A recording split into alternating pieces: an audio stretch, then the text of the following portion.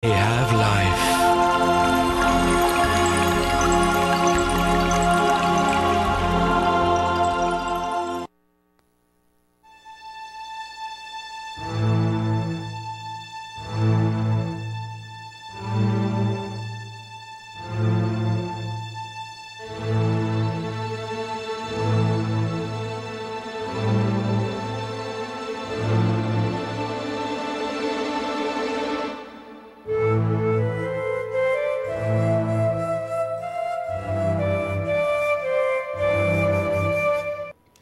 Well, good evening and welcome to this episode 5 in our continuing series here on Trinity TV on the issue of living nonviolence.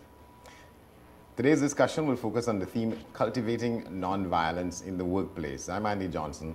Our guests this evening, Candice Clark-Saloom, a corporate communications professional and a member of the Nonviolent Movement, and Diane Job, an HR consultant and an associate of the Franciscan Institute. As always, we invite you to follow us on Facebook and join in the discussion when the phone lines get open. You'll see the number come up on the screen.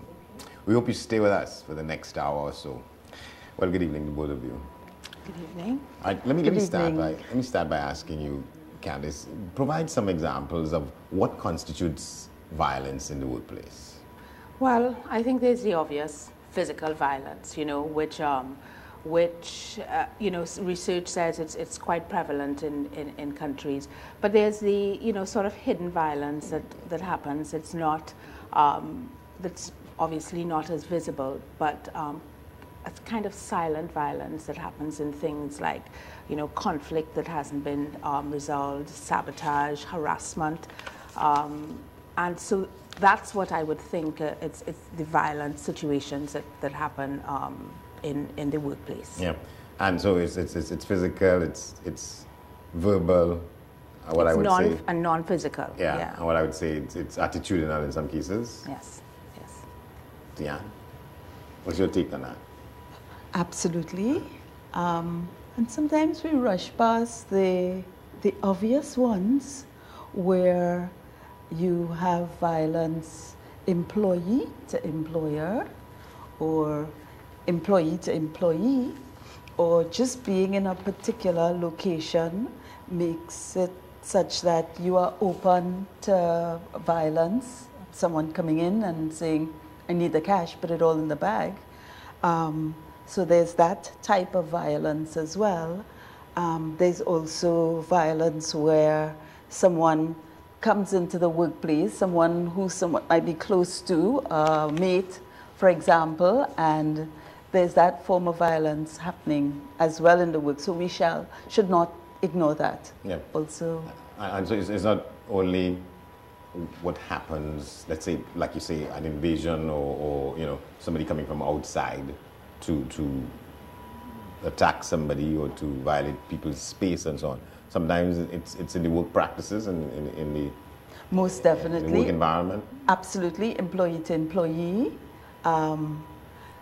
Candice did mention unresolved conflicts, for example, harassment. It could be in the form of sexual harassment or just harassment. Someone's passing by your desk and every time they pass, they smirk or they look at their other colleague like, we know what we think about her or we know what we think about him. And the environment is very uncomfortable for certain workers to be in.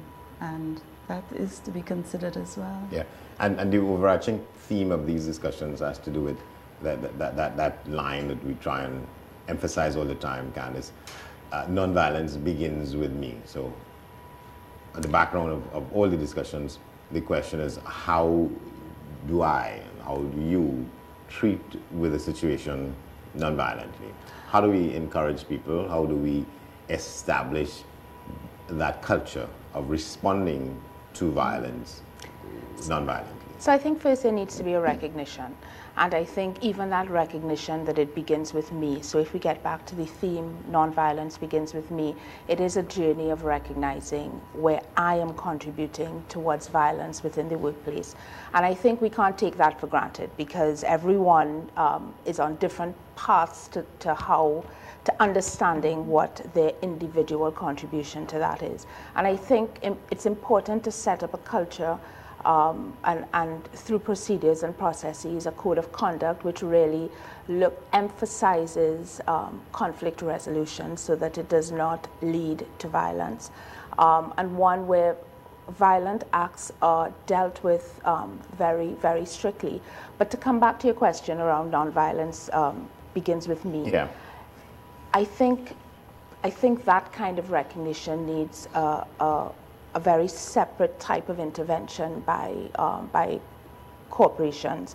We can have code of conducts, and codes of conduct, sorry, and it always seems like it's someone else, and it's these obvious type of violent acts. So we don't tolerate harassment, and if someone passes by and touches me inappropriately, it's harassment, and I report it, and we go up the line.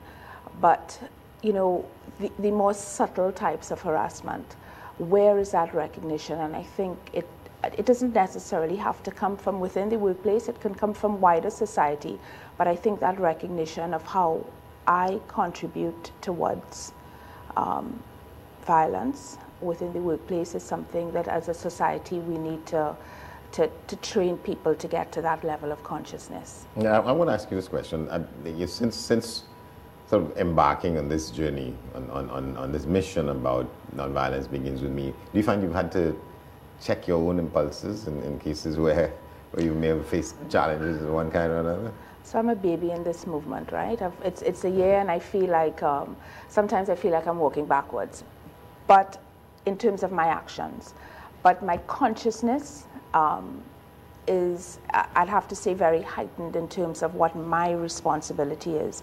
So in dealing with, and I'll use an example in the office, in dealing with aggravating situations, it's very easy to lash out. And you don't take it personally. I mean, you don't mean it personally, sorry, but it's a natural instinct under stress and under pressure. And it has been a conscious, and I fly off the handle quite easily, fly back down just as easily as well. But it's been a conscious decision for me that to sort of swallow and recognize when it's coming on. I'm not always successful. Today I wasn't successful, but the level of consciousness is there. So I'm very aware of when I do it, and I take steps to correct what I have inflicted within the workplace. Yeah, and you are the HR expert here. How do you teach people to check themselves, check their impulses when sometimes under provocation? Well, you've got to model it. You've got to model it first to start with. Often what I find with the clients I work with, you know, they may call me up and there's an infringement. A member of staff did this, and they can't get away with it, you know. And probably it's a learning opportunity. You know, what may have happened may have been a learning opportunity. So I help the client walk back a bit and see it from that perspective. Probably the employee didn't know better. Probably the employee didn't know how to deal with their anger. So help, you know, people deal with all those issues. But it's really important to model it because, you know, sometimes the clients push and I feel like I can get angry myself. But I have to stop and I have to breathe and then go at it again. Explain a little bit what you mean by modeling it. I am a member of the Franciscan Institute, and we are committed to living a nonviolent life as well. So I can ask you to walk that road if I am walking it. If, you know, someone, I was doing this workshop and it began where a young lady was pretty rude. She started off, or she did something that looked rude, is what I had to tell myself. It's only seeming rude. There might be more to it than that, you know. And she was sort of like jabbing me, and it was in a public forum. And I realized what I needed to do is, you know, probably pay a little more attention to the young lady. I might have asked her to leave in another instant, but at that moment, I realized, you know, I need to sort of feel like I connected with her on a particular level and address her like that. And we felt the pressure in the room come down a bit. Had I acted from, this woman is being rude and I need to have her out the class, the end result wouldn't have been the same. Yeah. Yeah. I think that's an important point Diane has made, because not only do you check yourself, I think it's important along this journey of nonviolence begins with me, but along the road you become much more empathetic. And you not only look at what the intention of your actions are, but it allows you to look at the other person. And just as you said, did that person intend to be rude or not? And immediately, it's like you ask yourself that question in your head, and your feelings, your aggression, whatever, it subsides, because you've all of a sudden put yourself in another person's position, and your perspective changes, and your approach then to the person changes. And I mentioned earlier about resolving conflicts. I think it is absolutely critical that there are mechanisms within organizations that resolve conflicts very early on, so that they don't escalate into violence. And so I mentioned codes of conduct are important, but I think a culture where open lines of communication are there, so people don't fester in hurt, in anger. They're able to voice whatever is bothering them and have it dealt with, and they feel a measure of confidence that it will be dealt with. Yeah, and it's not that it's an easy thing, Andy. It's not easy. It's not an easy thing. Having an open door policy, particularly where there was none. Oh gosh, those employees are only coming in and talking about this and that. So people have to adjust to, when you have an open door policy, you really have to make the time and put away the technical work. Probably you might work longer hours, but you spend more time with the employees. All right, so an employee has something to tell you. They will come in and they will tell you, and you know what you'd find out? That there's a lot of violence going on in the organization, more issues for you to address. But it really, really does take time. It takes a shift in terms of, we have to resolve this conflict. I have to now sit and listen to so and so and so, and listen to the other person, and then help them build skills, help them build listening skills, the actual conflict resolution skills, and it is not going to happen overnight. You want to say something, Carmen? Yeah, so there's a bit about empowering as well. So initially, it can be an exhausting task if it's all on you with this open door policy. But I think creating a culture of communication where I can go to a colleague just to release whatever, hurt or pain that I'm going through. And then it allows the employee to be able to take it on behalf of the hurt colleague. But it is creating that culture, so it's not just top down, it is across the organization, and it is not easy. It absolutely is not easy. It takes some front-end investment in terms of empowering employees to be able to listen well, to be able to understand the culture, understand, how to manage another employee's emotions. But I think in the long run, it is what is needed if you're to be a productive organization. Do you find yourself in your position having to encourage people? To not lash out, not hit back when they are provoked? So I'd say in my organization, we're pretty strong with having a culture of open communication. And I keep emphasizing managing conflicts easy. When you're working in an organization with high stakes, in particular, you have personality clashes, you have tight deadlines. It's very easy for these things to just ignite and blow up. So managing it at the very base of where it comes from is absolutely critical before it does become an ignition source. And so yes, it's, you know, as a manager, it's my daily responsibility. You know, 60% of my time is people management and pulling apart what and that's my job. My job is to take a conflict and to break it into pieces and to resolve it before it becomes something that's bigger. Even in corporate communications? Even in corporate, yeah, because I manage a team. So in whatever, and you know, there's this new title that says Leaders Without Titles. That's what it's called. Yeah. So you have influencers who are performing that role within organizations as well. Regardless of of whatever title you hold, you have an influence, and it could just be your best friend that, you know, that you have coffee with on a morning. Inculcating that kind of culture where there's openness to dialogue and talk goes a very long way. That's a good point, Diane. I've experienced it in my life. You have leaders with titles, as she says. You have statutory leaders, but then sometimes it's important in an organization to identify what I call symbolic leaders, people who just seem to have what it takes to motivate others, regardless of what their role and function is on a piece of paper. And sometimes those are the people who are advocates for harmony and cohesion in an organization. Look how easy we get to talking about violence, to talking about leaders and leadership. And absolutely, I'm delighted that you segue there, because it really is about power over. How do we manage that power over?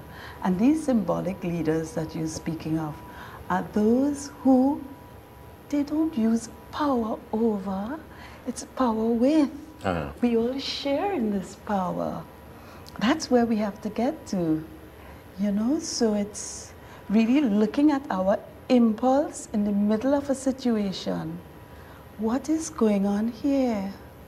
Who am I in this?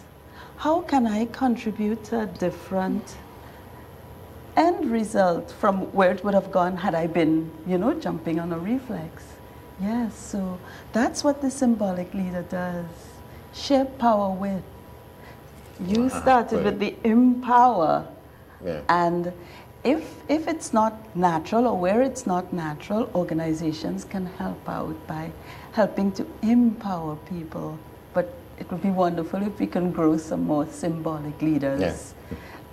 And it would mean then, if you're a leader, sometimes you would step back and let what needs to flow naturally. And so that's what we're aiming for in organization. That's a lot of work, as I said, and it takes trust, a lot of trust. It has to start. But who has to trust who? We have to trust each other in the organization.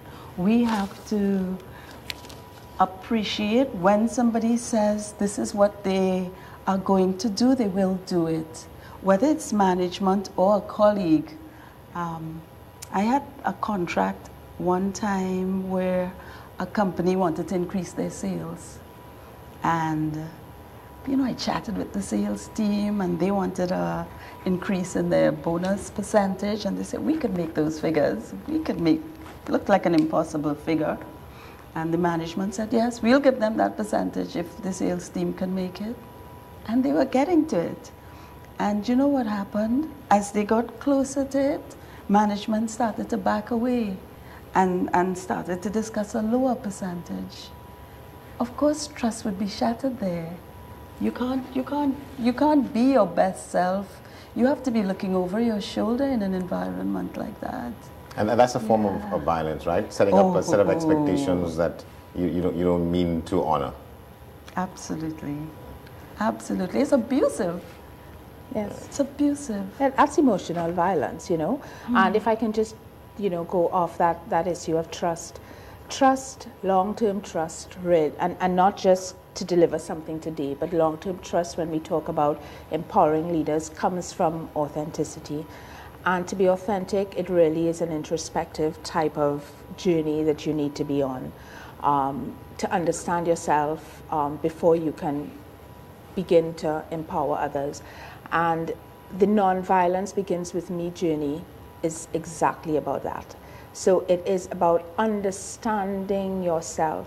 So we have that sort of banner that says nonviolence begins with me, but that's just one step in to discover who you are, who Candace is, what motivates Candace, what gets Candace annoyed, what drives Candace, and it's in that discovery that you can begin to build that authenticity, which I think is the first layer before we can ever begin to build trust within the organization. Are there some kinds of institutions, some kinds of environments that are different from others, some kinds of environments that are more prone to producing violence in the workplace than others, and how you deal with people? I mean, let me come to you first, Diane. Let's say the emphasis now, the move away from what we call sort of traditional jobs and occupations for people, so that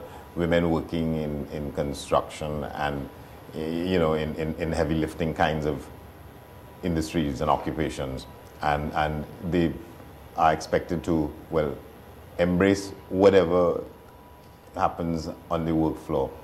How do you begin to counsel somebody like that to not give back what they might be receiving, what might be sort of par for the course on a job site? Talking about women in construction, and right away, I'm hearing the language is different from where you came from working today, for example. Or in a textile factory or something. That's right.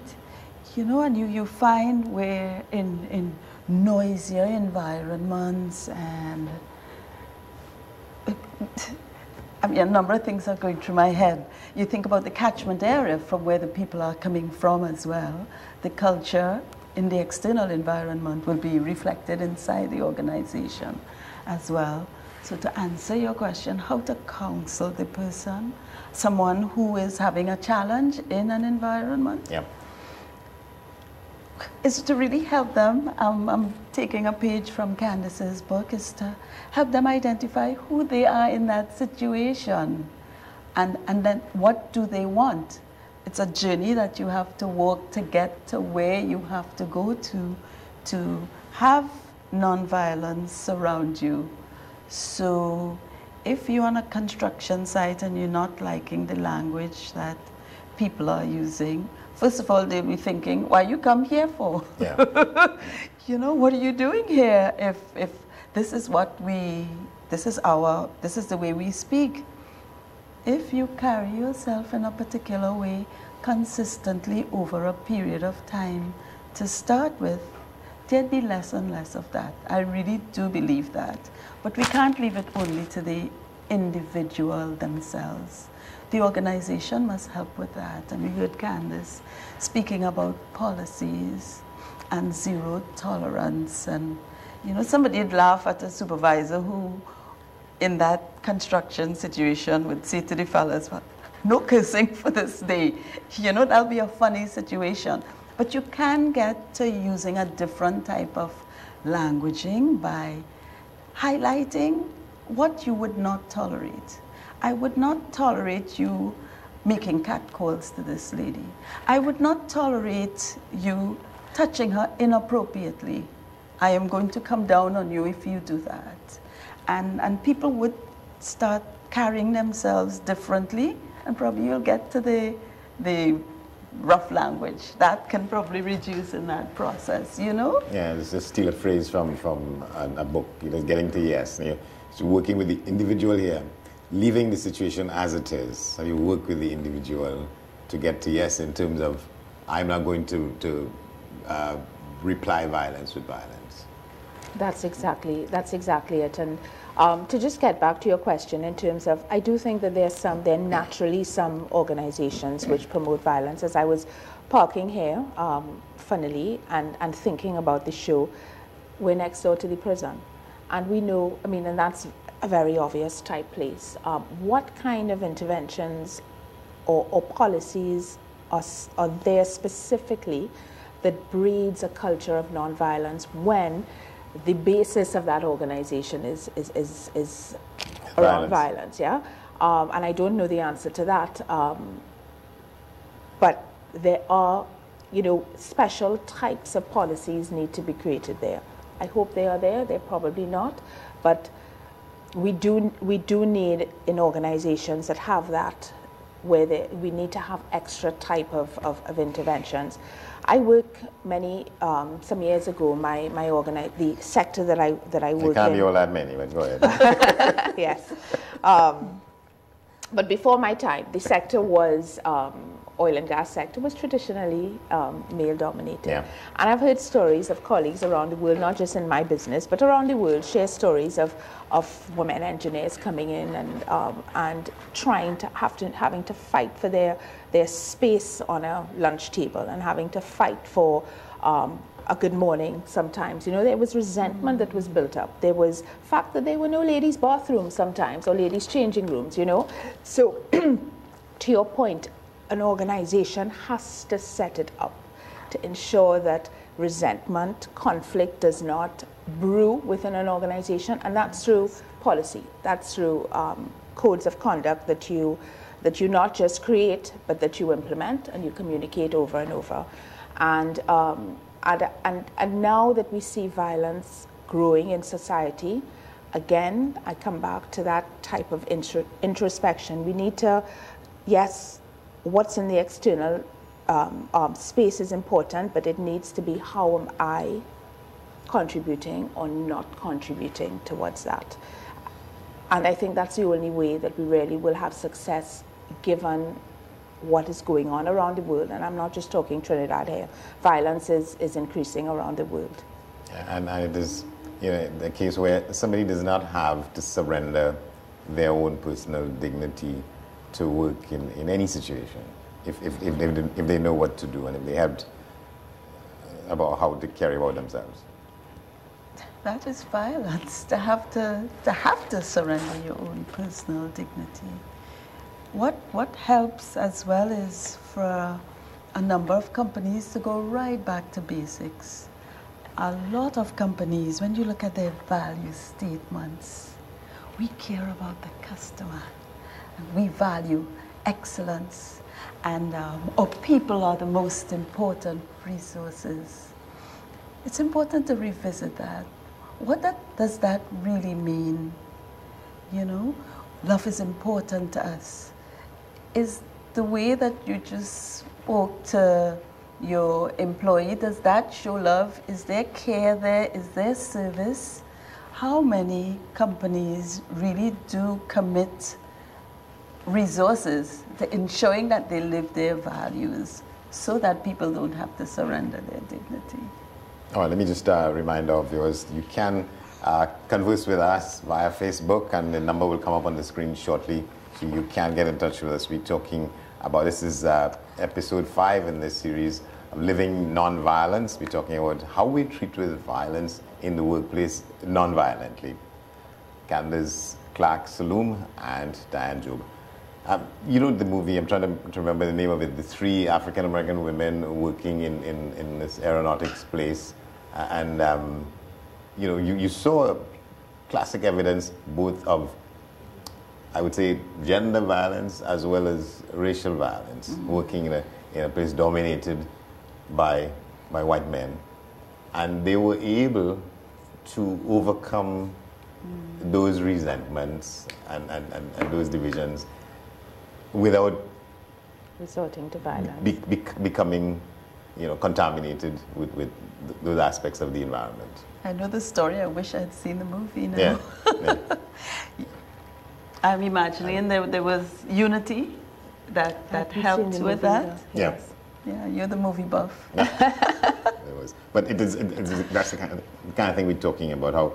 How people, but probably maybe they would have had other things in them and about them that helped them to not respond in kind. But yes, we're talking here about how we get people to that place, how we work with ourselves to some extent in situations where you could be justified in meeting like with like.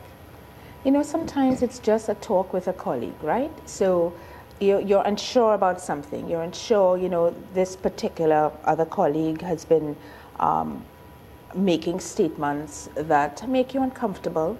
And you keep it to yourself and you tell yourself, okay, you know, you pass it off as workplace jokes but you can't mask a feeling that comes out of this kind of continuous dialogue that you're having. And so, the first step is just to talk it out. Find a trusted colleague, whether it's within the business or outside. And so I come back to communication. I think, and that gives you a bit of confidence. It gives you another perspective. It gives you many times tools to be able to work through it in your head. And I'm guessing from the movie, these three women had each other. They can really support each other through and talk about the experiences that they would have had to give themselves confidence in terms of where do I take the next step. In a perfect world, you go to a line manager and a line manager resolves it. In a practical world, it's not resolved as easily. So there's a bit of maintaining that open line of communication with whoever to be able to direct you in a certain way. It's about empowering yourself as well. Do some research in terms of what's right and what's not right. Whether you go down a legal route or not, but there is a lot that you can do from the space that you're in at your desk, at a coffee table that can show you what you need to do in the event that you think you're being, harassed or something. Did I? Yeah, sometimes I have to help a person, just rehearse it in advance, Candice, it's not so easy, but I think we should have a little chat. Just to rehearse that makes it a little easier to go, and you may just have the little chat.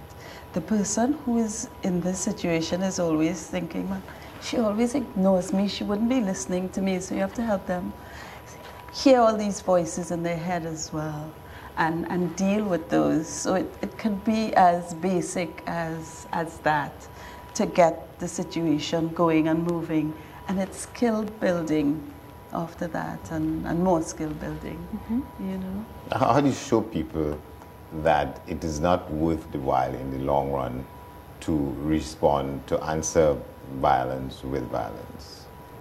Sometimes have them reflect on some of the major mistakes they made around, getting violent in a violent situation as well. That's one.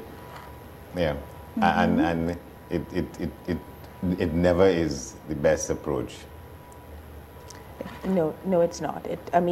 It's an ignition source when you have two flammable things coming together, and so it's counseling. Hopefully in an environment there's someone who can make you step back and say to answer in a certain way only takes you down a road that is not going to benefit you.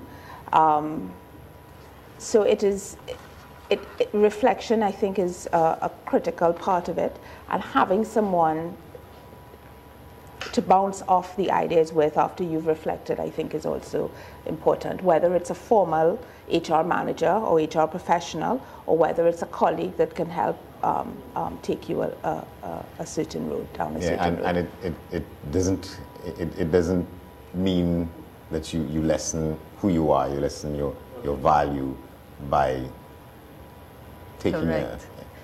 It's greater, and it's greater for everyone. And I guess in that work, you help them see that it's win-win. That's what often happens when you're willing to take that risk.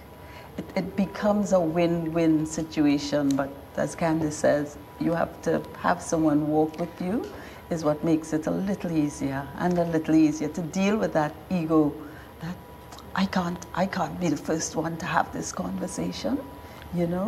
Those are the issues, the little ones that you have to deal with getting into these conflict situations. Yeah, and some of us are full of what we call righteous indignation, so that we not taking that as we say. And you come across somebody like that. Pachi, Benny, and the Franciscan Institute have a lovely phrase, active nonviolence. And it's active, it's not passive.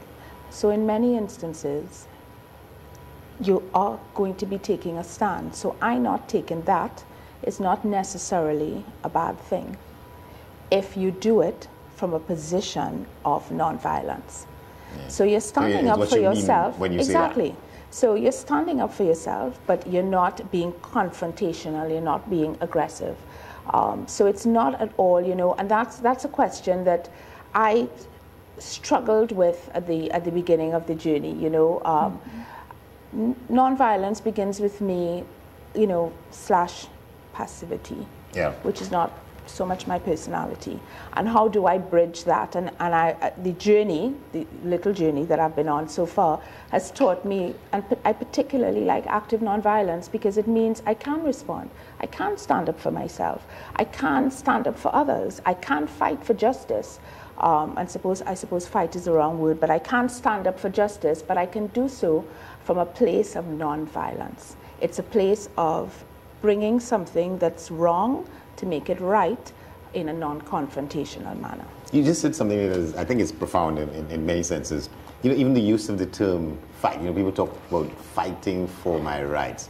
You believe that if we change that very language, that helps? Well, I think society we have an image of fighting as physical. So, I think we need to reverse some of that. So the word fight, and I don't know what the actual Oxford Dictionary definition is, but it does, that kind of word conjures up something in your brain, and so you say fight, and what is automatically going to be your response but something that's aggressive or physical. And so you try to change those words so that it helps to measure the response that you give. So I pulled myself back, but fighting for justice, standing up for justice in a non-violent way. Yeah, that is as important as anything else, right, Diane? Oh. Sometimes the language we use in addressing a situation. The language could be very violent, absolutely. Consciousness does help, all right. Racking my brain here, trying to think about an example and nothing comes. But I want to go back, while you think, I want to go back to something that you said. How do you stand up for something that's right without lessening your value? And I'll tell you something. The opposite happens. When you reflect from a perspective of nonviolence, when you reflect on how am I going to contribute to make this more peaceful, or how am I going to contribute to make it less confrontational, it actually is the opposite to lessening your value. There's a sense of, I wish I knew the word. It's a feeling. There's a sense of something higher. Yeah. When you've taken the higher road, that is indescribable, obviously, because I can't find the word for it, but it is something that's quite empowering when you have made a conscious decision that I am going to respond in this manner, as opposed to your natural instinct or the instinct of what the culture of the organization is. It sets you apart mentally, and it's that important first step that makes a click in your brain. No, it's a sense of a kind of empowerment. But when it absolutely is. It absolutely is. Justice and well-being. Yeah. That's what you're in the realm of at that point. Yeah. And there are people who are afraid of being seen as patsies. And you have to tell them, well, no, that's not the case. So don't take this course of action. Don't even begin to think like that.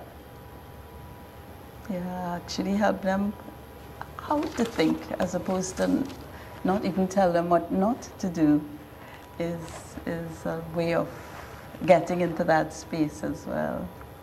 And bullying is something that happens a lot in the workplace as well. You know, we talk about it a lot now in schools and so on, but you know, a lot of it goes on.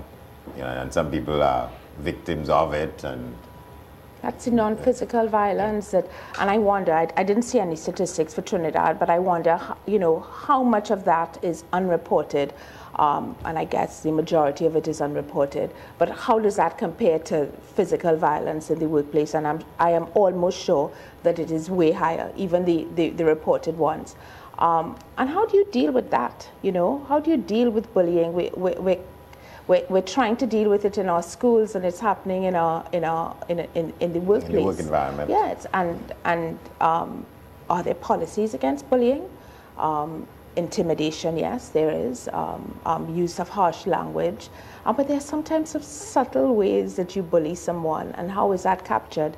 And it's again about if something makes you feel uncomfortable, it's making you feel uncomfortable for a reason. Don't hold it in. Don't hold it in. Find someone to bounce the idea off of. They may make you feel better. They may say, no, that's how the person is. Or they may say, no, it's making you uncomfortable. We need to take this down a certain road. And so, you know, if it's kind of one message that I'd like to leave is really, if something in the workplace makes you uncomfortable around violence, physical or non-physical, don't keep it in. Find a way to talk about it. That discomfort is really the first sign that something should be done. And we should really be helping people in the workplace and in other places recognize that discomfort and start focusing on, what can I do? I'm feeling uncomfortable. I can't speak up, but I'm feeling uncomfortable in this situation. So first recognizing it, and then, you know, you probably can go to the next level. Yeah. But looking at the issue of bullying that you refer to, that is really very prevalent in the workplace. And again, that happens, whether it's the workplace or the school, where people are comfortable having power over. All right, so we, as managers and consultants, really have to help organizations become places where those folks who are not able to step out, those folks who, we have to ask ourselves, what is in our culture that makes it easy for those who are bullying to come at those who are weak? We have to help them. They're obviously not able to develop those skills at home. So when we say nonviolence begins with me, in terms of the organizations, you know, leaders of organization, managers, need to ask, how can nonviolence begin with us? And that is the parts of the culture that we have to address, where the folks can't speak up, and those who are bullying are feeling comfortable to bully.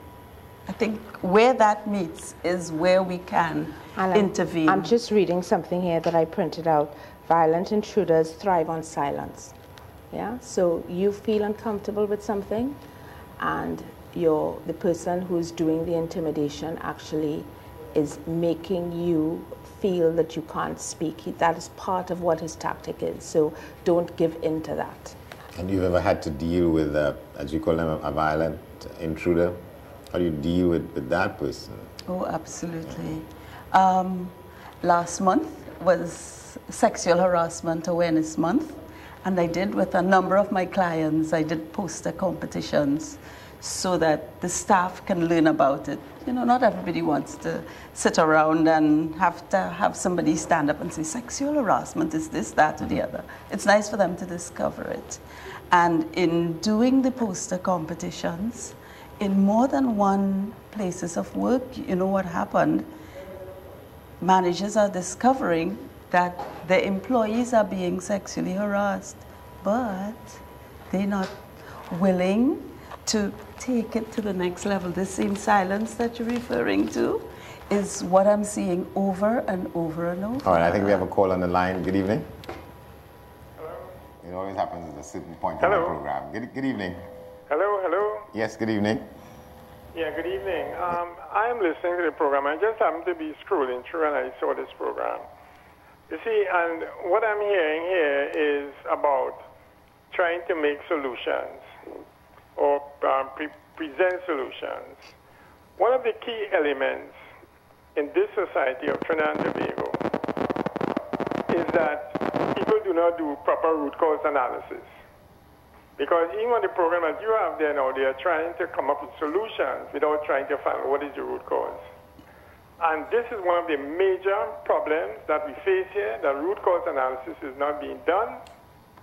And what I'm saying is it should start even from kindergarten. For example, yesterday I heard somebody on some young children saying that about violence and things about incest and so on. And starting in kindergarten. Everything we do has to start in kindergarten. All right. And as long as we remain not looking at the root cause, looking at it from the time people are 3 and 4 years old, and using segmentation, those words are important, then we are not going to get anywhere. Well, your point is valid, sir, but I think the discussion has to do with how you treat it in the workplace. And in the workplace, your adults. The thing about it is, but even if you didn't deal with it, even if we didn't deal with it in kindergarten, we're talking about people in the workplace, and we have to find a way to treat with that there. Right? So, thank you very much. The caller might be really very happy to hear. Hello? The caller might be happy to hear one of the things I do, because I agree with him, is that I work with the young children as well. But in the meantime, we work with the adults who are having problems being bullies and or are bullying. And I think the nonviolence begins with me. It's very much about root cause analysis. It's going into the very person themselves to find out and discover in a month, in a year, what causes me to be violent. And think of each person doing this, each family doing this, each community doing this, this can make a lasting, sustainable change in society. So I understand root cause analysis. How much of it can be done in the workplace is in the strict workplace is probably limited, and that's why I referred to, now that we're seeing an increase in violence around society, we need more than just the workplace policies. We need society general. You need to take more of an interest, me as an individual, in understanding how I'm contributing to the violence. Yes, but the fundamental point is that if it didn't happen with me when I was in school or when I was in kindergarten, it has to. At some point, it's never too late.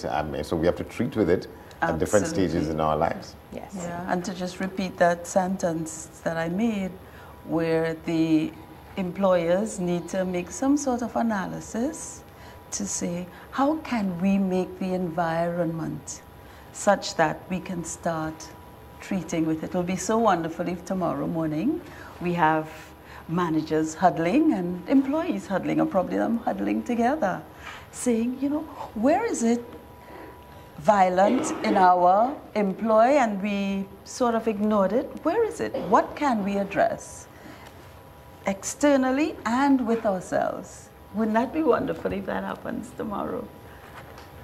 Candace raised an issue about, let's talk about the situation in prison, and there is a conflict of ideas happening right there, because on the one hand, there are people who speak the language about what is called prison reform, but then they will tell you, the very people will tell you, well, this is a rough place, and you can't come in here and expect it to be a bed of roses, so you have to understand that all kind of things will happen. So there's conflict as to how do you approach to make the prisons a more humane place, and the people who administer prison justice to approach that more humanely and less violently in their attitudes to the people in their responsibility? I worked in the prisons. You worked in the prisons, yes. I did. Yeah. I am now coaching friends who are doing work in the prisons as well. Towards this kind of objective? Well, not to make a difference in the prisons. So there's a support that is needed for the folks who must leave the prisons and then go back to working in this environment. So it's really not a simple thing, and again, it's a reflection of what we have in the outside society. So I really do not see that it's a problem that can be solved very easily, but we need to begin more, probably more coaching for people who work in prisons, more support for them, and so on. I actually think that's where root cause analysis is quite, as we talk about reform, that's where that becomes even more critical. You know, let's go back to basics. Let's see, you know, what influences from outside are coming into prison, what additional support, what are the types of violence that are happening in the prisons, and how can we have very targeted types of interventions to manage that. EAP programs, etc. You know, it really is, it needs a holistic type of intervention. Yeah, but in the few minutes we have, okay, say what you want to say, and I'll put the question after that.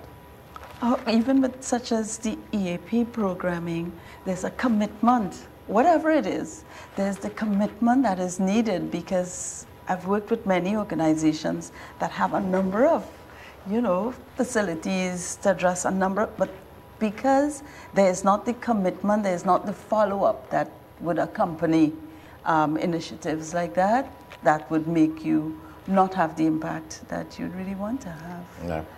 How much violence in a prison? And I don't know, I'm asking. A prison officer, between a prison officer and a prisoner. And what is that relationship? And what if a prison officer doesn't return violence with violence and breaks that right there, breaks that relationship, which from the newspaper, and I can only talk about the newspaper, I've been in the prison once, just once, but it just seems to be something that's constantly a battle, you know, with prison officers being killed.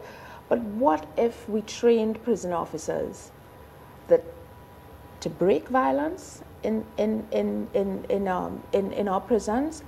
I will make the first step. And a prison officer passes and hits me or grabs me or says a bad word, and I walk steady, or I offer a positive word to that. And it sounds so, you know, sort of pie in the sky. Unrealistic. But it sounds like that. But the model that we have isn't working. It definitely is not working. Franciscan Institute, Pachi Bene have lots of stories of where that exact kind of reaction has helped to transform communities. Why can't we use that in the prison? Nonviolence begins with me, and I am going to make the first step to break this unhealthy, violent relationship. And if we look carefully, there are examples of it. One of the most spectacular was the experience that Nelson Mandela said that he had in prison for 27 Absolutely. years, such that he came out as a supporter and a friend of the people who had him under guard because of the respect and the dignity with which they dealt with him. We have another caller. Good evening. Yeah, I'm back again. You see, I'm glad the lady is talking about root cause. You see, but when we look at root cause, we also have to look at segmentation. The same way we use marketing segmentation with regard to selling a product is the same. We use segmentation to different aspects of the problem so that we can tackle the same problem at different levels. So segmentation is one of the things we used to use in Trinidad and Tobago to help some of the problems that we have here, whether it's in Silos, Laventille, Woodbrook, or in wherever it is, in the workplace or wherever. Root cause analysis, segmentation, and education is key to all of those things. All right. Agreed? Thank you very much, sir. Root cause analysis, regardless of what stage you're at, that's his point. And so that in the workplace, we have to find ways to go back to people's beginnings in order to figure out how I become the way I have become, whether to be a patsy in the face of violence or whether as a perpetrator. Is that what he's saying? Go back to beginnings. Sometimes we don't have time for going back to beginnings, but it's important to go to connection. You know, the human connections that we have with each other. You know, I might be really great at managing conflicts and so on, but I mightn't be feeling so well today. You know, and it's my connection with you that would take me from this place to another place. So beginnings mightn't always be possible. Sometimes it might be painful to go back there. Yeah. There might be support to deal with some of these issues. As valid as it would be, valuable as it would be, but sometimes the connection is what we would have to rely on. Mm-hmm. And we work with the now and start from the now a lot of times. Absolutely. Because as you say, it's not possible That's to go right. back. It might heal. some of what is behind, but this is what we have. This is what we have now. Yes, and I think analysis is what's important. Why are we getting this many complaints of harassment? Is there something in the way that we are structuring our organization that is lending itself to that? So some form of analysis, of course, is important in ensuring that we're dealing correctly with the types of violence that tend to show in workplaces. So I'm in agreement with that. Going back to beginnings, from a practical point of view, I guess, can't be done in an organization. And that's where, but I think, you know, society needs to have these types of, like the Movement for Nonviolence, like the Franciscan Institute, that can deal with those, so that when you come to the workplace, there's a support system that's out there that deals with that. So you come to the workplace to deal with to manage it in a different kind of way. And then, do we have a call? Okay. And then we're working with people from where they are all the time. And we want to make people see that there is better in not being violent at any point in time, and not feeling that you have to respond to it in the way that it comes at you. That is what is meant by nonviolence begins with me.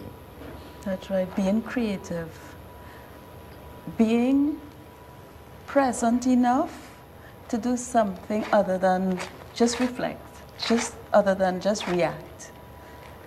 To be present enough so that, again, that word comes up, you connect from the heart, you really reach down to how can I handle this differently? To even admit, you know, I'm attempting to deal with this situation here and I can't even think of anything in the moment. Going back to your reference to authenticity, that's all we have for coping with nonviolence. Ourselves, our presence, our good and honest and pure intentions.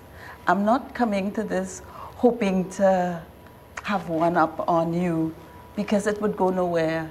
I really have to be honest with the way that I'm interacting with you and accepting what is coming to me from you in that moment. Yeah, and we try and demonstrate to people that there's no value in retaliation. But you need an awareness. You need an awareness of the fact that retaliation is something that's violent. People think retaliation is justice, you know, and we need to find that distinction between what is real justice and what is violent retaliation. And so that level of discovery about yourself and about what violence is and how I'm contributing to it, I think is really critical. Oh, in a case where you know, so workers have an issue with the negotiation period, they have an issue with the pay and with the conditions of work, and their natural impulse is to take it out on the workplace, you know, sabotage and Steal. Yeah.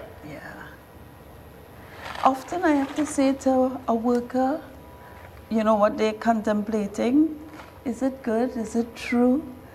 Does it extend goodwill? And would it be different if the shoe were on the other feet? So it's to have employees start thinking deeply and differently about the situation than just being in reflex mode. All right, and that's where we have to leave it for this evening. Thank you very much, Dan Chu and Candice Clark. I'm Mandy Johnson. Thanks for being with us. We'll see you next time.